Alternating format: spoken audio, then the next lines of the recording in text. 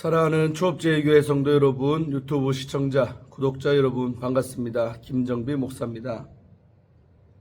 간밤에도 평안히 잘 주무셨습니까? 오늘은 2026년 3월 4일 수요일 아침입니다. 오늘도 주 안에서 복된 날 되시기를 주의 이름으로 축원드립니다. 제가 기도하고 오늘의 말씀 묵상을 시작합니다.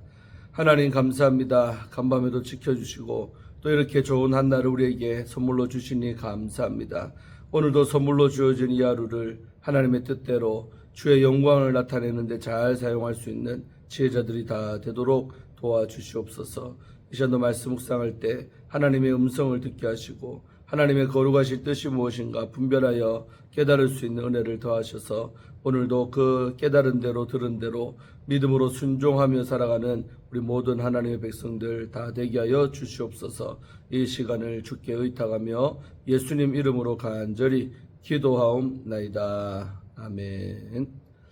할렐루야. 좋은 아침입니다. 함께 오늘 말씀 묵상하실 본문의 말씀 마태복음 20장입니다. 1절부터 16절까지 말씀 우리 함께 개역 개정판으로 읽어보겠습니다. 천국은 마치 품꾼을 얻어 포도원에 들여보내려고 이른 아침에 나간 집주인과 같으니 그가 하루 한 데나리온씩 품꾼들과 약속하여 포도원에 들여보내고 또 제3시에 나가보니 장터에 놀고 있는 사람들이 또 있는지라. 그들에게 이르되 너희도 포도원에 들어가라. 내가 너희에게 상당하게 주리라 하니 그들이 가고 제6시와 제9시에 또 나가 그와 같이 하고 제11시에도 나가보니 서 있는 사람들이 또 있는지라. 이르되 너희는 어찌하여 종일토록 놀고 여기 서 있느냐. 이르되 우리를 품꾼으로 쓰는 이가 없음이니이다. 이르되 너희도 포도원에 들어가라 하니라. 저물매 포도원 주인이 청지기에게 이르되 품꾼들을 불러 나중 온 자로부터 시작하여 먼저 온 자까지 삭슬 주라 하니 제11시에 온 자들이 와서 한 데나리온씩을 받거늘 먼저 온 자들이 와서 더 받을 줄 알았더니 그들도 한 데나리온씩 받은지라. 받은 후 집주인을 원망하여 이르되 나중 온 이 사람들은 1시간밖에 일하지 아니하였거늘 그들을 종일 수고하며 더위를 견딘 우리와 같게 하였나이다. 주인이 그 중에 한 사람에게 대답하여 이르되 친구여 내가 네게 자문한 것이 없노라. 네가 나와 한 데나리온의 약속을 하지 아니하였느냐. 내 것을 가지고 가라. 나중 온 이 사람에게 너와 같이 주는 것이 내 뜻이니라. 내 것을 가지고 내 뜻대로 할 것이 아니냐. 내가 선함으로 네가 악하게 보느냐. 이와 같이 나중된 자로서 먼저 되고 먼저 된 자로서 나중 되리라. 아멘. 네, 오늘도 먼저 함께 본문 말씀을 주의할 때 은혜 받으시기를 바랍니다. 자, 오늘 1절에서 7절까지 말씀은 포도원 품꾼의 고용이 나오고 있죠. 하늘나라는 포도원 관리를 위해 품꾼을 구하려고 아침 일찍 시장에 나가는 주인과 같습니다. 1절에 나오죠. 헬라어 본문에는 접속사 가르, 이제 왜냐하면이라는 뜻입니다. 가르가 있습니다.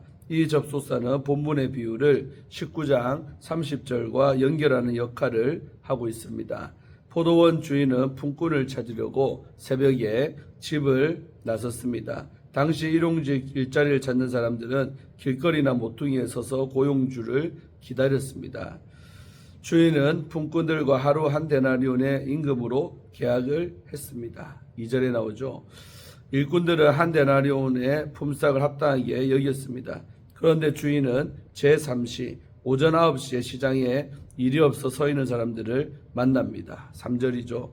제6시 정오시간 또 제9시 오후 3시에도 시장에 나갔습니다. 주인은 심지어 노동력 시장에 문이 닫히기 직전인 제11시 오후 5시에도 시장에 나갔습니다. 오후 5시는 날이 저물기 시작하는 때입니다.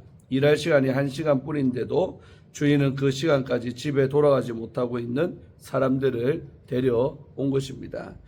이미 일이 시작됐는데 왜 주인은 왜 계속 장터에 나갔을까? 일과가 끝나기 1시간 전인데 왜 시장에 나갔을까? 일감이 없는 사람들을 불쌍히 여겼기 때문입니다. 이는 3절에 나가보니라는 표현에 나타나고 있습니다. 주인은 나가서 보았다. 엑셀톤 에이덴인데 주인은 시장의 일꾼들을 안타까운 마음으로 보고 그들을 고용을 합니다. 6절에 나가보았다로 번역된 엑셀손 휴레는 나가서 찾았다로 번역이 될 수가 있습니다. 주인은 한 시간이라도 일할 기회를 주려고 이들을 찾아 나선 것입니다. 12절 말씀이죠. 고용되지 않은 사람들은 일하고자 하는 의욕이 없어서가 아니라 일할 기회가 없어서 시장에 하루 종일 서 있었습니다. 8절의 말씀이죠. 어떤 일꾼은 생계를 책임져야 하므로 한 시간이라도 일하고 싶었을 것입니다. 날이 저물어 빈손으로 집에 들어가야 하는 이들의 마음은 절망적입니다. 주인은 이들의 좌절과 절박감을 알고 있었습니다. 주인의 관심은 자신의 필요보다 일꾼들의 필요를 만족시키는 데 있습니다. 자, 우리 8절로 15절까지 말씀은 주인의 임금 지불 방식이 나오고 있습니다. 날이 저물어서 포도원 주인은 청지기를 불러 풀꾼들에게 삭스를 주되 늦게 고용된 사람부터 지급을 하라고 지시하고 있습니다. 8절이죠. 일꾼들은 당연히 먼저 고용된 순서대로 임금을 받을 줄을 알았을 것입니다. 그런데 임금을 지급하는 순서가 고용된 순서와 정반대였습니다. 먼저 고용된 일꾼들은 나중에 고용된 일꾼들이 얼마를 받는지를 지켜봅니다. 오후 5시에 일을 시작한 풀꾼들은 하루 종일 수고한 일꾼들이 계약한 삭과 같은 한 데나리온을 받습니다. 9절이죠. 다른 일꾼들은 가장 적게 일한 사람이 한 데나리온을 받았다면 자신들은 적어도 그 이상을 받을 것으로 기대했을 것입니다. 그러나 현실은 그들의 예상과 다르게 전개가 됩니다. 먼저 일을 시작한 일꾼들도 한 데나리온씩을 받았습니다. 10절이죠. 결국 먼저 일을 시작한 일꾼들이 주인에게 불만을 제기합니다. 오후 5시에 온 일꾼들은 1시간만 일했는데도 자신들은 하루 종일 수고하고 더위를 견뎠는데도 주인이 모두에게 같은 삭스를 주는 것을 문제로 삼은 것입니다. 11절 말씀이죠. 일한 만큼 보상을 받아야 공의로운 것이 처음부터 일한 일꾼들의 생각이었습니다. 주인은 불평하는 일꾼들에게 자신은 불의를 행하지 않았다고 말합니다. 13절의 말씀이죠. 그리고 계약에 따른 임금을 받고 돌아가라고 말합니다. 14절 말씀이죠. 늦게 고용된 일꾼들에게 삭스를 얼마나 지급하는지는 전적으로 주인의 뜻입니다. 주인은 처음에 들어올 일꾼들에게 약속한 임금을 지급했으므로 잘못한 것이 없습니다. 주인은 자신의 재산으로 자신의 뜻대로 했습니다. 15절 상반절 말씀이죠. 주인은 내가 선함으로 네가 악하게 보느냐라고 꾸짖습니다. 15절 하반절 말씀이죠. 이를 직역하면 내가 선함으로 네 눈이 악하냐가 됩니다. 악한 눈 또는 악의 눈은 인색감, 탐심, 또 질투심 등의 의미를 나타냅니다. 악의적인 눈으로 어떤 사람을 쳐다보면 상대방이 피해를 당하게 된다는 고대인의 생각을 반영하고 있습니다. 주인이 꾸짖는 악한 눈은 주인의 관대한 마음, 또 불쌍히 여기는 마음과 정반대의 마음 상태를 의미합니다. 주인은 관대하고 긍휼한 마음으로 일꾼들을 대했으므로 선하지만 주인을 비판하는 일꾼들의 마음은 악합니다. 주인은 일꾼들의 필요를 위해 시장에 나가 일꾼들을 보았고 찾았습니다. 그의 주인의 관심은 포도원의 수익보다는 일꾼들의 필요에 있었던 것입니다. 주인은 저녁 무렵까지 일이 없었던 사람들의 생계를 걱정했기에 그들을 고용한 것이죠. 사실 아침 일찍 일자리 얻은 일꾼들도 주인의 혜택을 얻은 사람들입니다. 그들 역시 주인이 아침에 고용하지 않았다면 생계비를 얻지 못한 채 집에 돌아갈 수가 있었던 사람들입니다.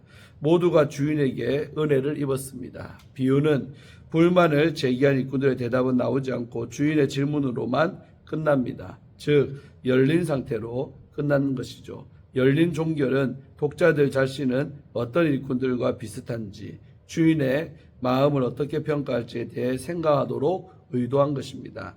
우리는 어떻게 대답할 것일까?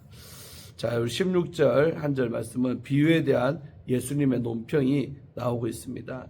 예수님은 나중된 자가 먼저 되고 또 먼저 된 자가 나중될 것이라고 말씀을 하십니다. 이는 제자들을 위한 교훈입니다. 이 구절 내용이 19장 30절 내용과 순서가 거꾸로 되어 있으나 의미는 똑같습니다. 두 구절을 연결해 보면 본문의 비유는 하나님의 성품을 강조한 것입니다. 제자들은 하나님의 성품대로 다른 신자들을 대해야 합니다. 비유의 핵심은 은혜와 간대함으로 표현되는 하나님의 선하십니다. 하나님의 은혜는 특히 마감을 1시간 남기고 부름받은 사람들을 향합니다. 하나님은 세상의 원칙과 다르게 자비의 원칙에 따라 사람들을 부르십니다. 은혜로 구원받은 제자는 은혜에 기초해 행동해야 합니다. 먼저 부름을 받아 오랜 기간 고생하면서 일했기에 나중에 부름받고 덜 일한 사람보다 더 큰 권리를 갖고 있다고 생각하지 말아야 합니다. 하나님의 선하심과 긍휼을 강조하는 점에서 비유는 누가복음에 나오는 탕자의 비유와 비슷한 의미를 전하고 있습니다. 교회는 맨 나중에 온 사람을 배려한 주인처럼 환대하시는 하나님의 성품을 실현해야 하는 공동체입니다. 아멘. 예, 우리 주예는 마쳤고요. 천국의 원리라는 제목으로 함께 말씀 할 때 은혜 받으시기를 바랍니다.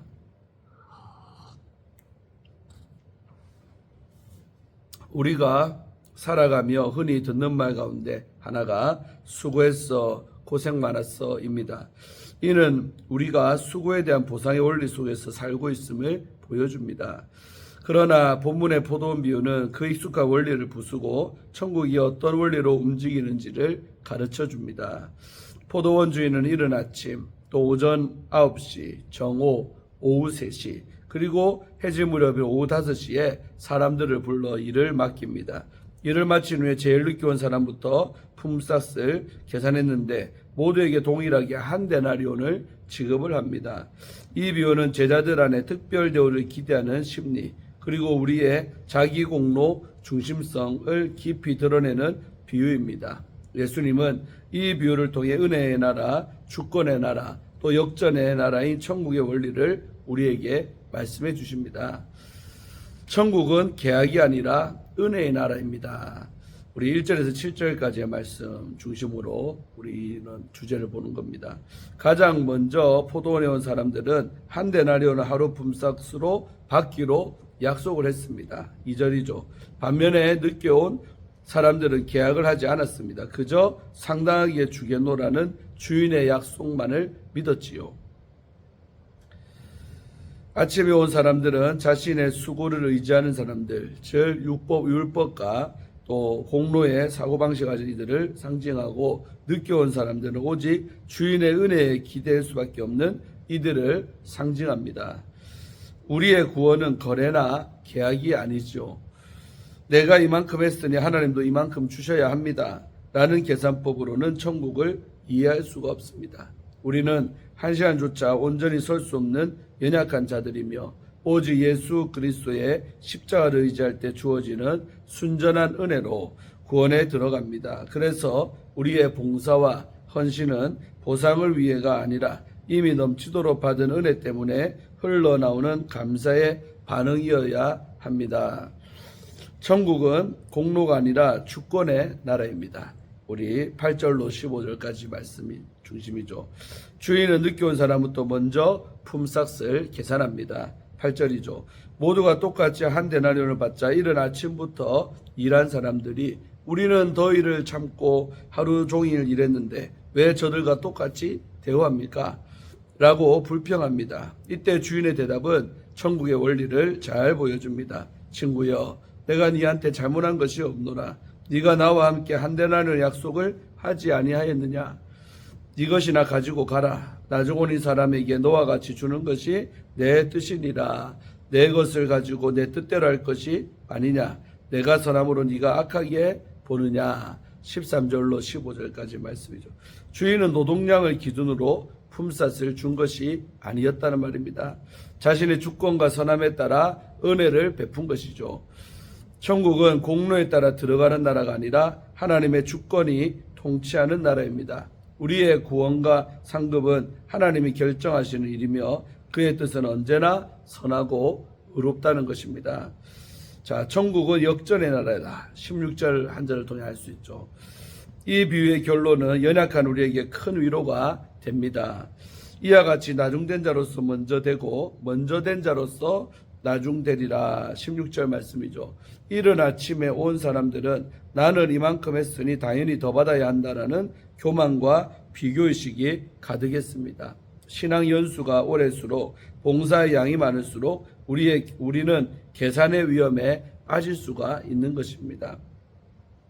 반면 오후 5시에 온 사람들은 절망적인 상황에서 주인의 부름을 받았습니다. 그들에게 주인의 초대는 전적인 은혜였고 그들은 그 은혜에 감사밖에 할 것이 없었습니다. 하나님은 나중된 자들에게도 동일한 은혜와 영원한 생명을 베풀어 주시는 좋으신 분입니다. 사랑하는 우리 성도 여러분, 천국을 우리의 노력과 수고로 계산하는 것이 아닙니다. 하나님의 통치가 있고 풍성한 은혜가 넘치는 나라입니다. 주님은 우리가 포도원에 들어온 시간보다 바로 지금 그분의 포도원 안에 머물고 있는지를 보십니다. 오늘도 포도원으로 들어오라고 부르시는 주님의 음성에 기쁨으로 순종하며 구원의 은혜에 감사와 찬송을 드리며 살아가기를 소망합니다. 아멘. 네, 우리 마지막으로 김한요 목사님이 쓰신 우리 하나님의 시선으로 라는 우리 책의 일부분을 읽어드리고 마치려고 합니다. 넉넉하지 못한 형편에도 자식을 미국으로 유학 보낸 한 아버지의 이야기입니다. 힘든 환경 가운데 자식이 공부는 잘하고 있는지 궁금해서 미국에 오셨다가 그만 입원하게 되셨답니다. 아버지는 돈이 넉넉하지 못하고 아들도 학생 신분인지라 병원의 사회복지사에게 가서 도움을 청했습니다. 그런데 부친이 미국에 어떻게 구했느냐라고 물어서 정식으로 비자를 받고 입국했다라고 하니 보조받을 자격이 없다라고 했답니다. 합법적으로 입국했기에 불법 체류자에게만 제공하는 인도주의적 차원의 보조를 받을 자격이 없다는 것입니다. 즉 자격이 없어야 지원받을 자격이 있다는 논리입니다.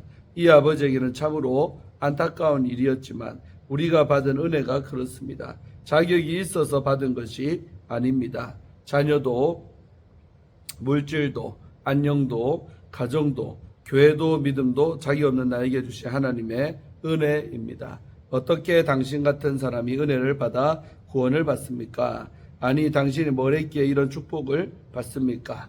내가 보기에 당신은 저주를 받아 마땅한데 왜 이 복을 받는 것입니까? 이런 말을 들을 만한 이가 바로 우리 자신이 아닙니까? 그런데도 우리가 이 은혜를 받은 것입니다. 아멘. 예. 오늘 본문과 아주 관련된 귀한 책에 또 그래 보니 아주 은혜가 됩니다. 예, 오늘도 귀한 큐티를 통해 은혜 받으신 줄로 믿습니다. 제가 기도하고 오늘의 말씀 묵상을 마칩니다. 하나님 감사합니다. 오늘 이 말씀을 통하여 천국은 어떤 나라인지 또 우리가 어떤 마음으로 들어가야 하는지가 잘 나타나는 말씀을 통해 은혜를 받았습니다. 하나님 우리가 어떤 천국에 들어갈 수 있는 자격을 갖춰서 들어가는 것이 아니라 하나님의 은혜로 들어가는 나라가 천국임을 다시 한번 더 깨닫습니다. 하나님 앞에 원망하고 불평하지 말게 하시고 그리고 한 영혼까지도 천국 들여보려고 애쓰시는 그런 주님의 긍휼의 마음을 자비의 마음을 우리도 담기를 원합니다. 율법적이고 계산적인 그런 사고방식을 버리게 하여 주시고 참으로 복음으로 은혜로 살아가는 삶의 사고방식을 우리도 갖고 인생을 살며 또 영혼들을 바라보며 구원 얻기에 힘쓰며 살아가는 전도인의 삶을 살 수 있는 우리 모든 성도들 다 되게 하여 주시옵소서. 감사드리고 오늘 하루도 주신 말씀 붙들고 승리하게 하여 주시옵소서. 예수님 이름으로 간절히 축복하며 기도하옵나이다. 아멘. 할렐루야. 오늘도 좋은 하루 되시기를 바랍니다. 또 오늘 저녁에 수요예배가 있습니다. 함께 나오셔서 큰 은혜 받으시기를 바랍니다. 내일 아침에 또 큐티로 만나겠습니다. 샬롬.